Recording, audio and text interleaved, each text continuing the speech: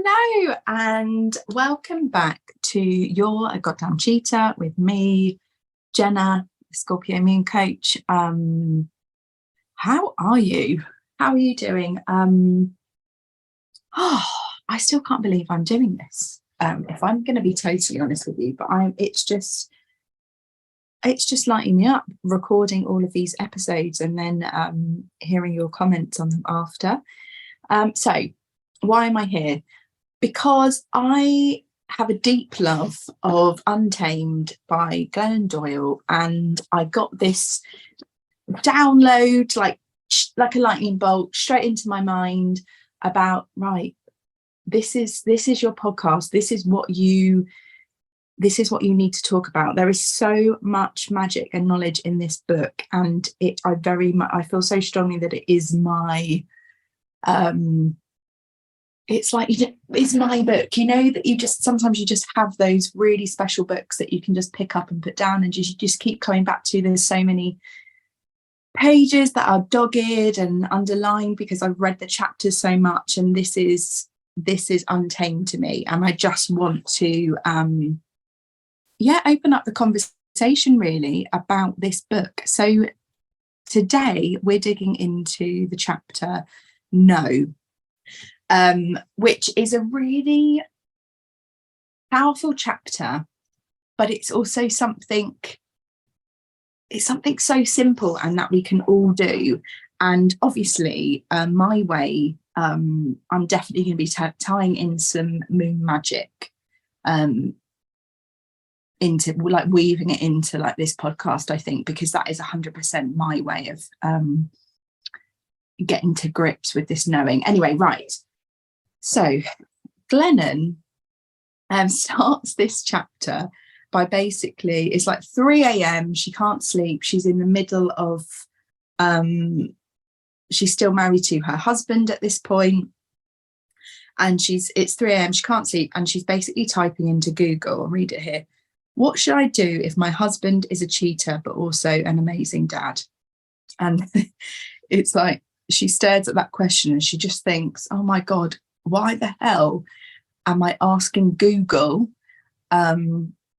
this like life-changing important question? Why am I asking a search engine this? Like, why am I seeking, like, that is like the ultimate like search for like external validation, isn't it? And just not trusting ourselves at all to make a decision. It's like, I'm just going to put this in somebody else's hands to make the decision for me. And she also goes on to like say that, and I completely relate to this, about almost like when I have a decision to make, it's like she says, I'll poll my friends and then I'll know, or I'll scour the internet and then I'll know. And I 100% know that feeling because I mean, we've all done it. I think the most I've done it is in those early, well, actually that first year of motherhood, I think, that kind of feeling like I had to search for answers outside of myself and poll my friends for answers was so prevalent, I think, in that first year of motherhood. Like, I just didn't, I look back now and I want to give myself such a massive hug because I just didn't trust myself at all. Like, I was just Googling everything and just falling into these holes because, everybody has opinions on everything and there's always conflicting answers on everything. And then you just get yourself in such a confused state because there's all these answers. And actually what we need is to just think about what we think about, what we think the solution is ourselves.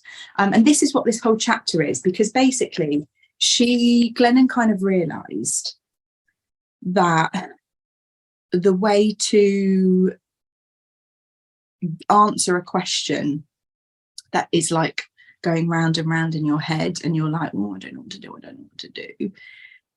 Most of the time we actually know deep down the answer, and the way that we get that answer is basically by becoming still.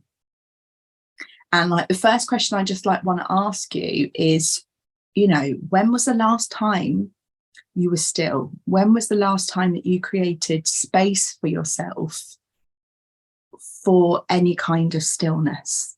Because I feel like as mums, it's really bloody hard to create that time and space for ourselves, isn't it? Because life is busy, there's constant distractions, there's constant demands. We're kind of going here, there and everywhere, and sometimes it's really, really hard to just bounce from one thing to the other and to not actually prioritize being still and stopping and giving ourselves that space to start to process things. And I'm going to read you this sentence here, which says, she said, this is the approach that she found. Just stop. Stop moving, stop talking, stop searching, stop panicking, stop flailing. If you just stop doing, you'll start knowing. And I think that's a massive part of it, because what she's saying there is that, but in doing all of the things and keeping busy, keeping distracted, we're never going to get to that kind of knowing, because we're not still enough to basically listen. And it's at this point that I'm really going to tie in the lunar cycle and what I guess a lot of you might know me as, which is like a moon magic coach. I'm really passionate about working with the lunar cycle and following like the ebb and flow of the moon, because it gifts us these wonderful opportunities within the cycle. So my when I do it is on a new moon and a full moon. That is like my time to get still. That is my time to be like, to carve out that space and be like, protect it like a sacred thing, like a hospital appointment for my child that I know that I absolutely would not miss. I keep it, like I hold it and protect it as my time to get still. And I think about on a new moon, I think about what I want to create, how I'm feeling, what needs to change. And new moon is, because it's the start of a lunar cycle, that's a great time to just start planting seeds and start thinking about what it is that we want to grow. And then a full moon halfway through the lunar cycle is another point to just carve out that space, keep it as that sacred time to protect and be still with ourselves. And this is a great time to reflect on things and to celebrate what we've achieved so far in terms of, how have we watered those seeds of like that intention that we set for ourselves. But also, like, what stood in our way? What needs to change, and what do we need to start to work on letting go? This is and if you do that every month, you get still just twice a month during these times.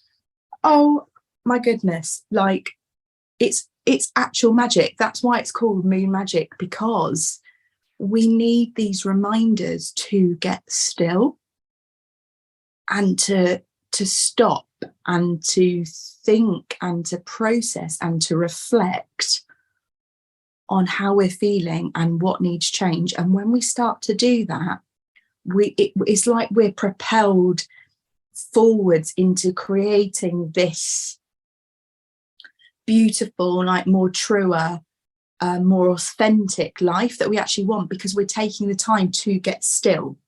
And what happens in this stillness is what Glennon refers to as the knowing. So the knowing is this, for me, it's that voice deep down inside, that one that we really try to just like push down and repress and like, no, I don't want to talk about, I don't want to hear you right now, because what you're telling me means that I have to change something and I don't want to because it scares me. It's that inner voice, and we tend to push it down. We push it down so much that it gets really, really quiet, and that we can almost not hear it anymore. And so And in those moments, so when we have a big life question or something comes up and we're like, oh, I just don't know what to do, it's because that inner voice, that intuition, that gut feeling is so quiet that we can't hear it anymore. So we just look for, we ask friends, we ask family, we ask literally anybody else but ourselves. And this, when we get still, when we get really in touch with this knowing, this is where the true and the right answers can be found, because it's all inside of us. It is all inside of us. And this is the thing with working with the moon. It's like when you create that time for yourself in a new moon and a full moon, it's a way of flexing that muscle of listening to that inner voice and really going with working on building that relationship with your inner knowing. And as you start to do that, bit by bit, baby steps, that voice starts to become a little bit louder every time, right? And it starts to make more sense. And as it gets louder, it's almost like you can't not listen to it anymore. And then you might decide to make a decision based on that gut feeling, based on that inner knowing. And then it actually it works. That was the right thing to do for you. And you're like, oh, and then all of a sudden you start trusting it, right? Glennon puts, you start taking orders from your own knowing, and you develop this relationship with this knowing. And basically she describes it as, we are learning to trust each other, right? And I think, and it could be, don't get me wrong, it doesn't necessarily have to be with the moon. This is my because I just am so passionate about it. I just want everybody to be doing a new moon and a full moon kind of ritual every month. And when I say ritual, it just means a sacred time for you to get quiet, to get still. It doesn't have to be, it could be, don't get me wrong. I was going to say, it doesn't have to be hours on end with all the candles and all your crystals and everything around you. It could just be 10-15 minutes on the sofa, but alone, with a cup of tea and a notebook, or it could just be as simple as that. And then other times when you've got more time, you think, oh, I'm really going to go for it today with the witchy vibes. Get all the crystals out, get your incense on, cleanse your space with your sage stick. You can go all out, but there's no right or wrong way. But the key part is just creating that stillness, which is what Glennon is really, really talking about in this chapter. And the more you do this, the more you trust it, the more you start to depend on your inner voice instead of the voices of others. And by doing that, Glennon says, it stops me from living somebody else's life. Because, when we go with other people's opinions and thoughts and advice all the time, we're not really going with what we truly think we should do. Therefore, in essence, we kind of are living through other people and what they think we should do. Whereas so much of the time, we know the answers, we know the direction we need to take, but sometimes it feels incredibly scary because that right answer, that thing that we know that we need to do, is scary, because a lot of the time it requires change, it requires getting out of our comfort zone, it requires stepping into this void of not knowing the outcome. And that's really scary, because it's safe to be in that comfort zone of knowing how things are. We're not necessarily happy there, but we're safe. And I think we are massively programmed. It's within our DNA and everything to keep safe, to kind of don't stray from the pack, stay safe, stay small. But actually, when we dip our toe out of that comfort zone, we listen to that inner voice that's telling us that change is needed. We dip our toe outside, we're like, oh, this isn't as bad as I thought it was going to be. And also, I'm starting to feel happier because I am starting to create that change that I knew deep down that my knowing was telling me that I needed to do. And then the last paragraph, or one of the very last paragraphs, and then this is what I think one of the most important things is, Glenn says, I understand now that no one else in the world knows what I should do. The experts don't know, the ministers, the therapists, the magazines, the authors, my parents, my friends, they don't know. Not even the folks who love me the most. Because no one has ever lived or will ever live this life I am attempting to live. My gifts and challenges and past and people. Every life is an unprecedented experiment. This life is mine alone. So I've stopped asking people for directions to places they've never been. There is no map. We are all pioneers. And like, oh, isn't that the thing? I think we really need reminding that this is our life. Like we need to start to become like the captains of our own ship in terms of like the direction that we're going and the decisions that we're making. And we need to start trusting ourselves more and more and more, and knowing that we know what is right for us, but we have to get still in order to do it. We have to get still. And this is such an important reminder, because I think as mums, it's really hard to switch off that mental load and to prioritize ourselves and to prioritize that stillness for ourselves. But it is vital, absolutely vital. And, you know, the more consistent we get with getting still, getting in contact, connected with that inner knowing, oh God, I promise you, the braver you become in your decisions, and the more authentic and true your life becomes, because you're really just starting to go with, make decisions and walk through life in the way that you truly, truly, truly want it to be. And it's so freeing. It can be incredibly hard, but I think the more that you do it, the more you keep showing up and doing it, the more beautiful your life becomes. And I'm just going to end by saying, she has got this wonderful sentence at the end, and it says, for the rest of your life, continue to shorten the gap between the knowing and the doing. So like, and this is the thing, the more we take Moon Magic as an example, the more you keep creating that space for yourself to work with the new moon, the full moon every month, you are creating a sacred time, a sacred space to get still, to stop, to just get real quiet and listen to yourself. The easier it becomes, the more you do that, the easier it becomes to trust.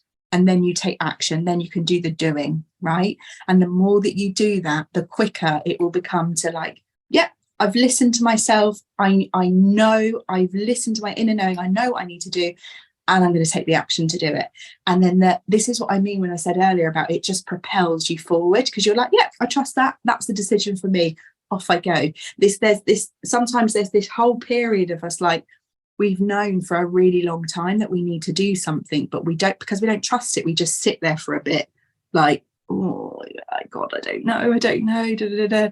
And we just go round and round and round. But when you really start to trust that knowing, that gut feeling, that intuition, you're like, yeah, that's for me. Done. Off I go. Action take. And then you're on to the next thing. And then you're on to the next thing. And this is how we create this authentic, true, beautiful life that I know that we all want. Love this chapter. And as soon as I read it, I was like, oh, this is This for me is just the power of moon magic, and also why I love moon magic so much. So if you're not already following me on Instagram at Scorpio Moon Coach, there is so many resources on there to tell you like the kind of thing to do on a new moon, what I do on a full moon, but like simple stuff. It's not complicated. Try and keep it mega simple, because I want people to do it. I really, really want people to do it. There's no right or wrong way. That's the thing. And also I have a smartphone moon calendar as well. So if you want to start getting into this, creating these pockets of stillness for yourself, I have a smartphone moon calendar where you can just get literally like a daily reminder telling you what phase of the moon it is, and it will tell you when it's a new moon and full moon, so you can plan ahead. Because this is the other thing of why it's so handy having it in our phones, actually, because all of my bloody appointments for the kids and everything is all in my phone. So if it's in there, I can then start to plan ahead and make sure. That's how I think we can start to carve out these this space for ourselves, is by planning it in. I think a lot of it is about that, and just making it a priority. Absolutely love that. It's been a pleasure. I will see you on the next episode. Who knows what chapter we'll be talking about, because as I've said, of kind of going through this book totally intuitively and just being called to be like, right, yeah, today I'm going to talk about this chapter. This is what we need. This is the wisdom we need from Glennon today. So please follow, subscribe to the podcast. I would love it if you've enjoyed the episode to rate it, give it a review, tag me on Instagram at Scorpio Moon Coach, and make my day. And yeah, I will see you very soon. Lots of love.